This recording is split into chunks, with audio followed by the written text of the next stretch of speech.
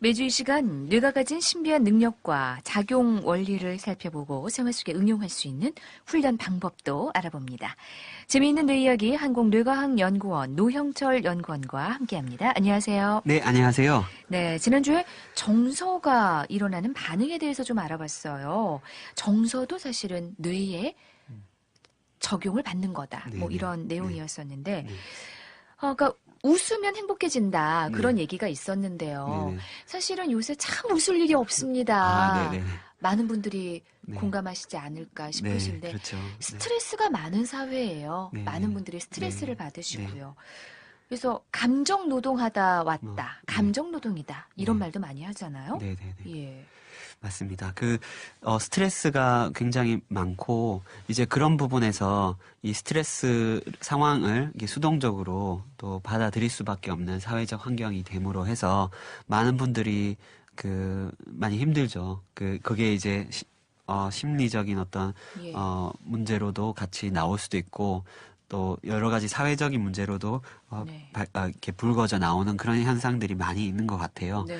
네, 그래서 그런 정서 스트레스 상태 자체를 정말로 정확하게 이해를 하고 또 이제 이 부분을 현명하게 좀 관리할 수 있는 방법들이 많이 필요하다고 생각을 합니다. 우리가 네. 스트레스라는 걸 아까 뭐 네. 수동적으로 네, 네, 네. 받는다 하셨는데, 그러니까 네. 누군가에 의해서 어떤 네. 일에 의해서 그렇죠. 우리가 스트레스를 받으면 뇌는 어떻게 반응합니까? 아, 예. 그 스트레스 상태가 되면 우리가 흔히 스스로를 자각할 수 있습니다. 좀 긴장한 상태가 되고, 예. 네, 손발에 땀이 나고, 그리고 또 눈도 커지고, 입도 침이 바짝바짝 마르면서 예. 되게 힘든 상황이 되는데, 뒷목이 아프시다고. 뒷목이 아프신 분도 있고, 땡긴다고 그래야 되나? 그런 그렇죠. 분들 계시잖아요. 드라마 같은 데 보면. 맞아요. 네. 네, 어깨가 굽기도 하고, 예. 뭐 그런 혈압도 올라가고. 혈압도 올라가고요. 예. 이제 그런 상황들이 이제 일어나는데, 사실 이 스트레스 상황을 좀 이해를 하기 위해서, 원시 시대의 상황을 좀, 예를 들면은, 조금, 원시 시대요? 네, 예. 예. 조금 더, 이 스트레스 상황이 어떤 원리로 나타나는지를 이해할 수 있게 됩니다.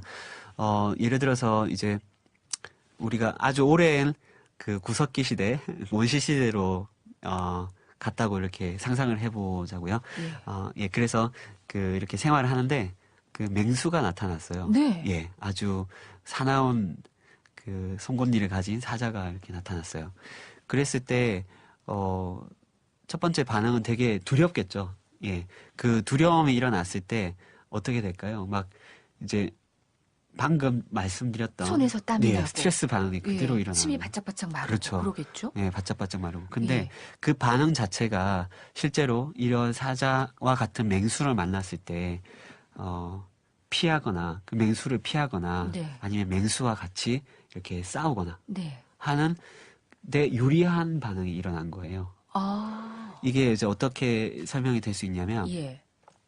손발에 땀이 나고 근육이 딱 긴장된다. 이것은 그 근육의 움직임을 좀 더 빨리 순발력 있게 만들어줌으로 해서 뛴다거나 피하든지 예, 싸우든지. 예, 그렇게 예. 이제 힘을 줘서 뭔가 도구를 사용한다거나 하는 예. 그런 것을 더 잘할 수 있도록 해주는 어. 상황인 거죠. 내 몸 상태가 그렇게 됐을 그렇죠. 때 순발력이 더 그렇죠. 뛰어나게 되는 거군요. 네네네. 이거 손발에 이렇게 땀이 나면 그 땀이 난 것으로 도구를 더 잘 집을 수가 있는 거예요. 예. 그래서 그걸 통해서 이제 대처를 할 수 있기 때문에 그런 몸의 반응이 일어나고 또 이제 혈압이 올라가잖아요. 그러면 에너지가 그 스트레스를 안 받을 때보다 훨씬 더 많은 스트레스가 동시에 딱 이렇게 에너지가 분출이 됩니다. 예, 예. 그러므로 해서 이제 더 빨리 움직이고 힘을 이제 더 많이 줘서 싸울 수 있게 되는 상태가 되는 거죠. 그리고 동공이 커진다. 그러면 주위 상황에 대해서 이제 파악을 하고 네. 그 파악된 주위 상황에 대해서 대처를 할 수 있는 능력이 생기게 되고요.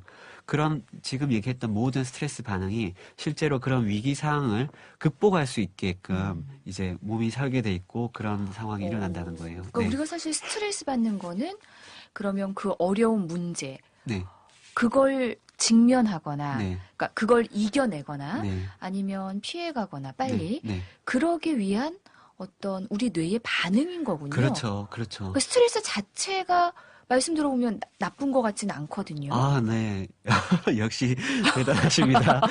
아유, 설명을 들어보니 그런 것 같아서요. 맞아요. 제가 예. 지금 말씀드리고자 하는 핵심이 그런 부분입니다. 그러니까 스트레스 반응 자체가 우리는 보통 이제 스트레스를 받으면 스트레스를 풀어야 된다, 해소해야 된다, 스트레스가 이제 나쁘다, 이렇게 예, 얘기를 예. 하는데, 스트레스 자체만 봤을 때는 이것은 몸에서 일어나는 굉장히 자연스러운 현상이고, 이 현상으로 하여금 우리 인류가 지금까지 이렇게 유지될 수 있었던 거예요. 예. 그래서 이 스트레스 반응으로 인해서 여러 가지 그 유리한 생명 활동들을 할 수 있다는 것에서 우리가 한번 재고를 해볼 필요가 있고요. 네. 그런데 이제 이 스트레스 반응 자체가 실제로 일어나야 될 때는 정확하게 일어나야 되는 거예요. 요즘에 이것이 어떤 만들어진 현상이라든지, 일어나지 않아도 객관적으로 봤을 때는 스트레스 상황이 아님에도 불구하고 어떤 개인적인 관점이나 경험에 네. 의해서 그 스트레스 상황으로 일어날 경우가 많이 있거든요. 예. 그래서 그런 부분에 대한 이제 조율이 좀 필요한 거죠. 예. 예. 그러니까 스트레스를 좀 저희가 네. 잘 다루면 되겠어요. 그렇죠. 예. 네. 사실 이제 원시 시대를 제가 비유를 해서 설명을 드렸는데요.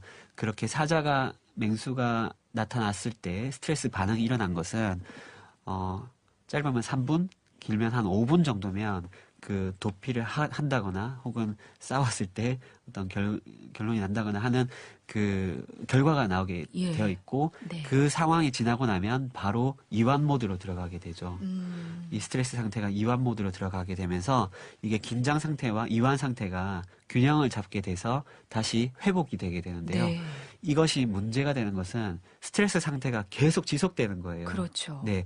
근데 우리는 뭐 예를 들어서 학생을 또 예를 든다고 하면 학생들은 항상 이제 시험에 대한 스트레스, 평가에 대한 스트레스 이완되기 전에 또 무언가 다른 스트레스가 그렇죠. 나를 힘들게 하는 거죠. 그렇죠. 계속해서 스트레스, 부모님과의 어떤 대화 속에서 스트레스, 친구들과 관계 속에서 스트레스, 예. 학생들도 그렇고 뭐 성인들도 마찬가지죠. 그렇죠. 직장 생활 예. 속에서 여러 가지 그 업무적으로 받는 스트레스, 또 동료와 혹은 상사와 겪는 스트레스, 수많은 스트레스들이 우리 생활 사회 구조 속에는 있는 거예요. 예. 이것이 예전 원시 시대처럼 맹수가 나타났다가 사라지면 이완되는 것이 아니라 이 이완될 틈이 없이 계속해서 일어난다는 것이 굉장히 이제 우리 사회에 스트레스가 누적되게 되는 하나의 현상으로 나타나는 것이죠. 어떻게 하면 좋을까요? 예, 그래서 이 상황을 편안하게 이완할 수 있는 상태로 만들어주는 것이 굉장히 중요해요. 예. 근데 이 이완은 너무나 쉬운 곳에 답이 있어요. 네.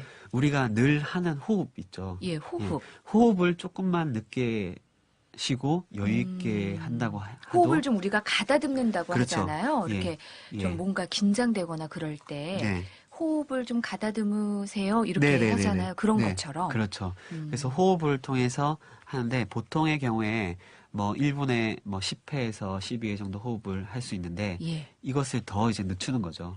예, 늦춰서 천천히. 1분에 예. 한 5회에서 6회 정도 굉장히 천천히 호흡을 한다. 그랬을 때 한 2, 3분만 하더라도 그런 효과가 바로 나타나죠. 그렇군요. 예, 스트레스 상태가 있을 때 호흡을 조절하는 것만으로도 나타난다. 그리고 이제 그런 상황에서 또 자기 스스로가 자기 몸을 관찰하는 거예요. 자기 몸의 변화를 관찰하는 이것이 이제 계속해서 연습이 되면 예. 이게 두뇌 트레이닝 관점에서 이런 부분을 많이 연습을 하는데 이것을 연습을 하게 되면 자기가 자기 스트레스 상태를 자각을 할 수가 있어요. 예. 그런 자각한 상태에서는 이 스트레스가 순간적으로 스트레스 지수가 쑥 떨어지는 그런 네. 변화를 체험할 수가 있어요. 뇌라는 게 예. 습관이 되면 네네네. 또 그렇게 늘 반응하잖아요. 그렇죠. 그러니까 훈련이 좀 필요하다는 그렇죠. 말씀이시고. 자기 생각과 예. 자기 감정 그리고 자기 몸 상태를 관찰하는 것 이것을 이제 했을 때 이 스트레스 상태에 들어갈 수 있어요. 그것을 하는 데 있어서 호흡을 조절하는 것이 굉장히 중요한 스트레스 관리 방법 중에 하나라고 볼 수 있습니다. 네. 오늘 스트레스를 좀 조절할 수 있는 그런 방법까지 예, 배워봤습니다. 재미있는 뇌 이야기 한국뇌과학연구원 노형철 연구원과 함께했습니다. 고맙습니다. 네, 감사합니다.